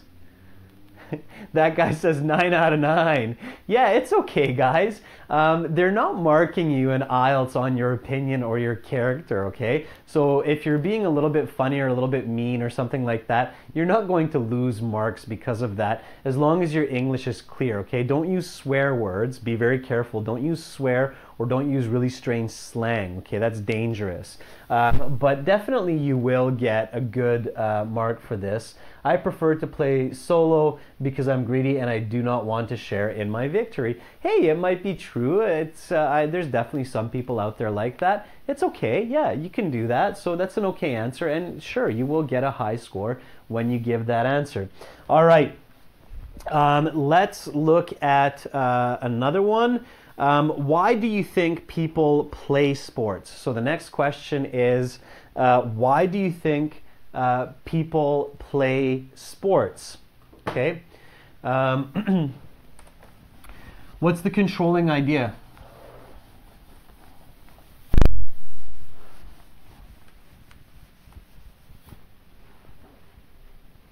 So, what's the controlling idea?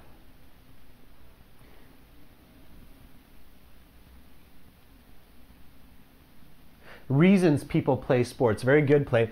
Practice identifying controlling ideas at home, guys. The faster you are at getting the correct controlling idea for questions, task 1, task 2 writing, in speaking, also in reading, listening, the better your IELTS scores will be. So reasons for sports. Okay, and what's the grammar? Yeah, so why play or reasons for sports, that's the controlling idea. What's the grammar? Yeah, it's present simple. Absolutely. All right, and what are the reasons? So what are the reasons for playing sports? I ask 100 people, what is reason number 1? Physical fitness.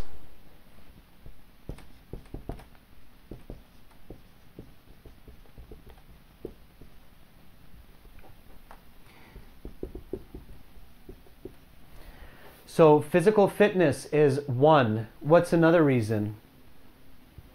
Fun? Sure. What's another reason? I ask 100 people. Okay, stress release.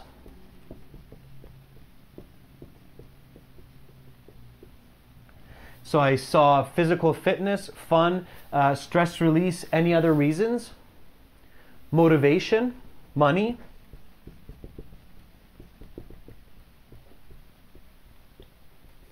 As a job, right? Some people's job is to actually play sports, social activity.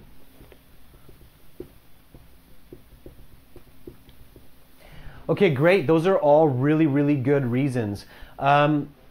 What you really need to do here, this is a good trick. So anytime you get a question of having to decide the reasons, is think of what 100 people, if you ask them, what would 100 people say? So what would most people say?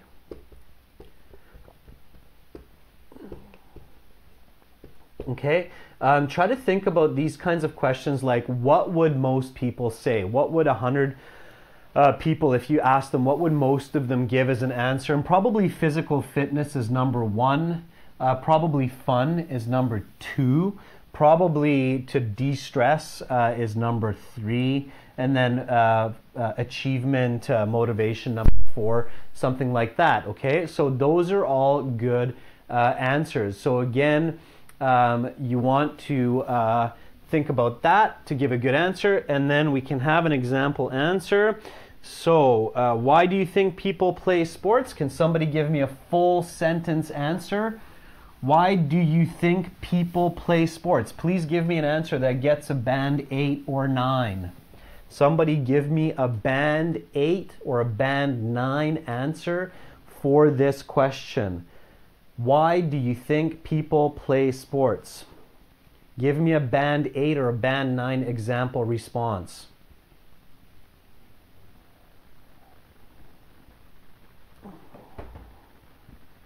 Somebody attempt a band 8, band 9 response. Pavan says people mainly play sports to relax their mind and stay healthy. That could get you about a 7 or an 8. Yeah. MD Akram says, I believe most people love to play physical activity, fun, and challenge. That'll get you about a 6. There's some grammar mistakes there. Human being is living in community by playing sports. We learn teamwork, Dunhee. That's about a 5. It's a bit off topic.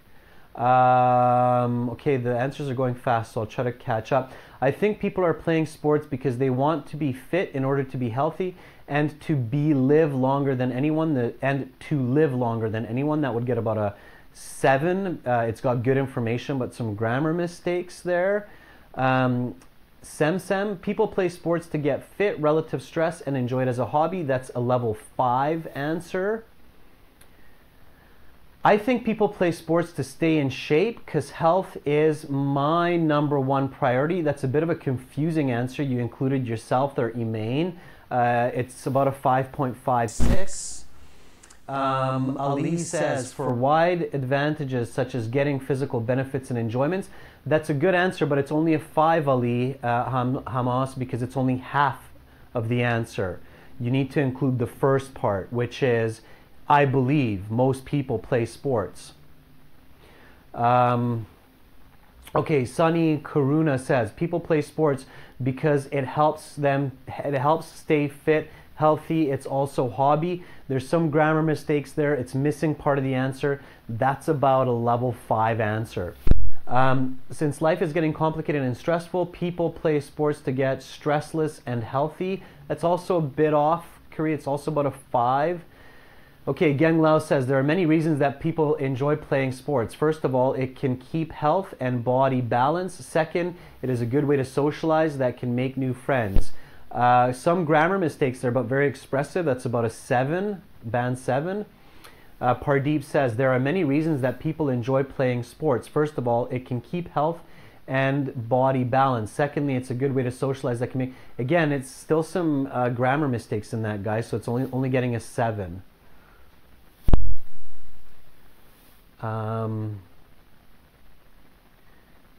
Okay, I believe that people play sports because it is. You don't miss words, guys. It is important in their lives. It has several benefits in their body. Okay, that's about a 6. All right, I'll give you guys a level 8, 9 answer. Okay, so I believe many individuals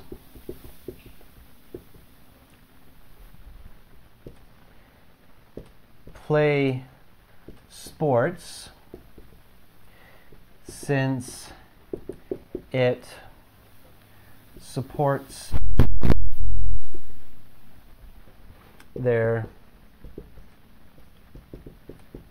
fitness and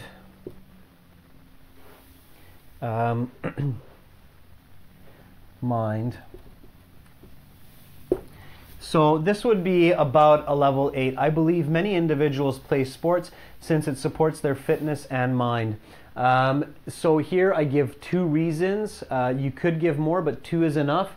I'm using paraphrasing and I'm reflecting both parts of the question. So I have both parts of the question. The grammar is the same.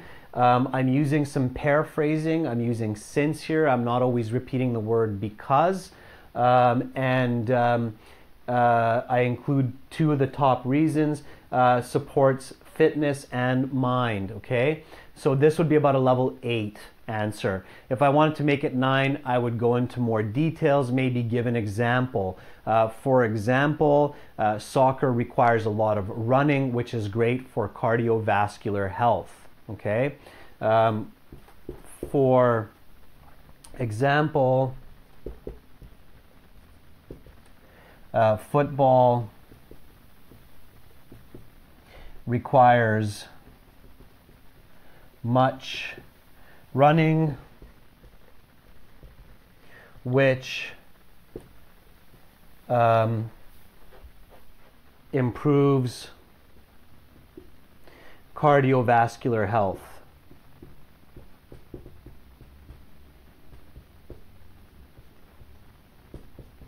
Okay, so now I'm including some higher level vocabulary and giving an example. That would be a level 9 answer. Okay, so I believe individuals play sports since it supports their fitness and mind. For example, football requires much running, which improves cardiovascular health. All right, very visual, very clearly defined with an example. That's how you push it to a level 9 answer. Okay. All right, guys, let's look at the last question here for part 1. What is the most popular sport in your country? Can somebody give me a level 8, level 9 answer for what is the most popular sport in your country? Can someone give me a level 8, level 9 answer for this?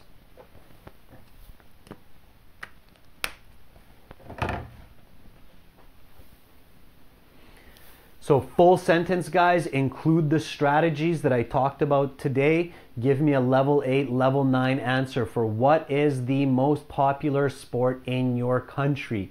Please give me a level 8, level 9 answer, full sentence.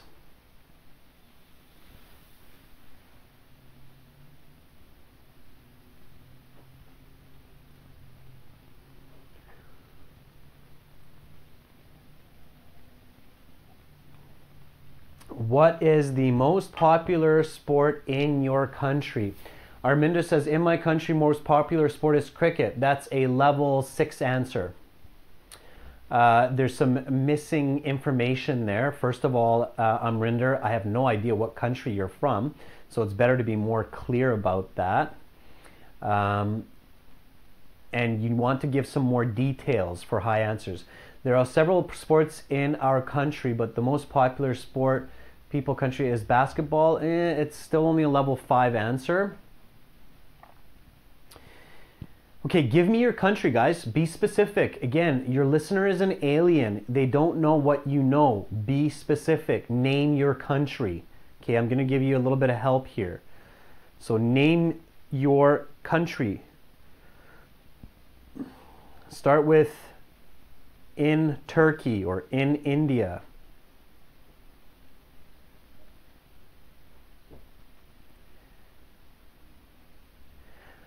I am from Uzbekistan, and one of the most popular sports is boxing. If you correct the grammar there, you're at a level 7 now, future billionaire. Cricket is the most popular sport in India, and 1 billion people love it. Much better, Sonny. You're starting to get quantitative. You're giving me your country. You're getting up to the 7.58 range. Okay. In my country, India, many sports have gained popularity, but the all-time favorite is cricket because it is. I missed that one. It's going too fast, but that was a level 8, roughly. Among all the sports played in Argentina, the most popular, without a doubt, is soccer, since more than 30 million people practice it. Dives. If you clean up the grammar a little bit, you will get level 9 for that. It's quantitative, it's paraphrasing, it's complex. It's a good answer. It's using the same grammar as the question. Definitely football. Certainly most of the peasants in my country usually play football in their leisure time and frequently use outfits while playing it. Bit awkward. It will get a 6 at most. Arminder, I'm from India. In my country, cricket is very popular because cricket has many star players and it is popular as people see this sport most often on TV and in their schools or something like that. Arminder will get you a pretty good score. It should get you a 7.5.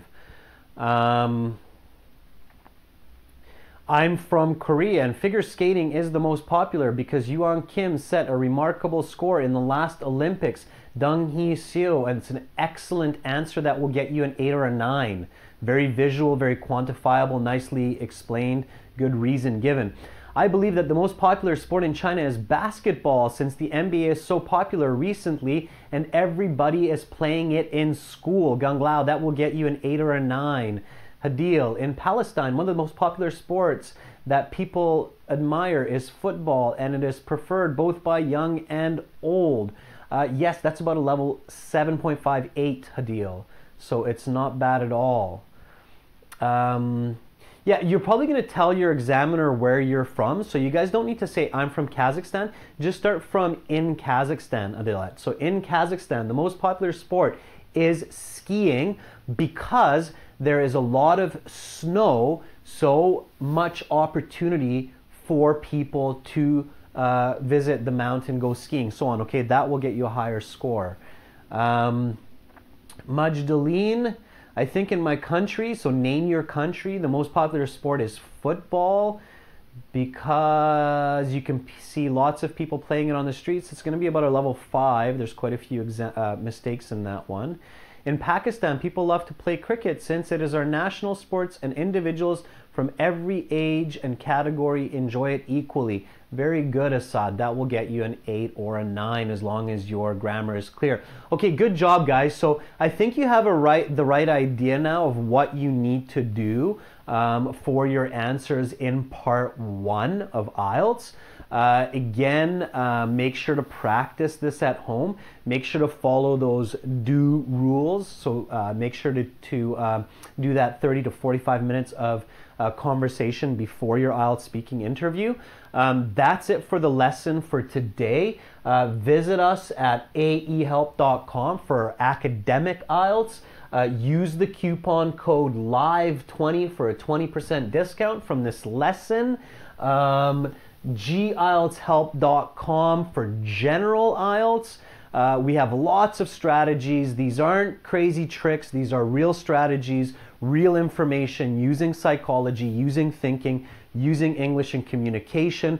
Learn it on our websites. Join it. They're very cheap courses, self-study courses compared to our competition, and they're better courses. So use it, learn it. Join us tomorrow. We have one more class this week.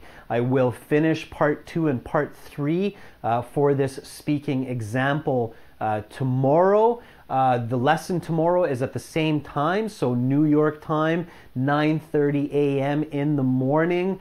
It will be 8 p.m. or 20 o'clock New Delhi, India time. It will be 22:30 or 10:30 at night Beijing time. And 14:30 or 2:30 p.m. in the afternoon London time. It was awesome teaching you guys. Again, a happy New Year 2018 to all of you. I said that yesterday as well, but I'm sure lots of new people watching today. So make 2018 an awesome year for you. Learn lots. And again, join us in our live lessons. Use Super Chat. Okay, if you donate money through Super Chat, we use that to improve equipment and everything. Love teaching you guys. Have an awesome day. Have a good sleep. And I will hopefully see many of you tomorrow. Bye for now. Study hard and you will be rewarded. Thank you for watching. It was my pleasure. Bye for now. Bye, guys.